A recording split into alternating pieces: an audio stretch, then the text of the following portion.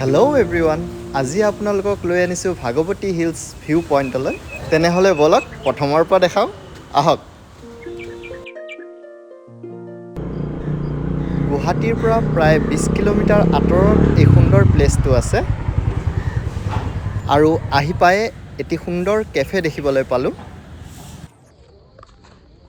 আহক ওপৰলৈ উঠি আহক, আপোনালোকক সুন্দৰ ভিউ দেখাই আছোঁ। ভাগৱতী হিলছত আহিবলৈ আপোনালোকে স্কুটি নাইবা বাইকেৰে আহিব লাগিব আৰু বাইকৰ পাৰ্কিং প্ৰাইচ হৈছে 50 ৰুপিজকৈ। তেনেহ'লে গাইজ সাজু হৈ যাওক ভাগৱতী হিলছৰ সুন্দৰ ভিউ চাবলৈ।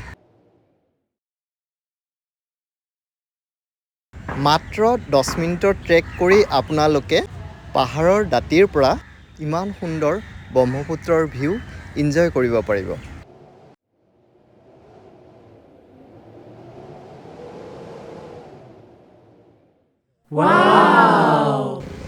কি যে সুন্দৰ পৰিৱেশ চাওকচোন গাইজ। আপোনালোকে গাইজ যদিহে মেঘালয় গৈ বৰ লাগিছে, তেনেহ'লে অসমৰ ভিতৰতে এনেকুৱা এটি সুন্দৰ ঠাই আছে, গুৱাহাটীৰ পৰা মাত্ৰ 20 কিলোমিটাৰ আঁতৰত আছে। আৰু আপোনালোকক যদি কিবা ডিটেইলছ লাগে মোক কমেণ্ট কৰি জনাব, মই আপোনালোকক ৰিপ্লাই কৰিম। তেনেহ'লে আজিৰ ভিডিঅ'টো ইমানতে সমাপ্ত কৰিলোঁ। Bye bye.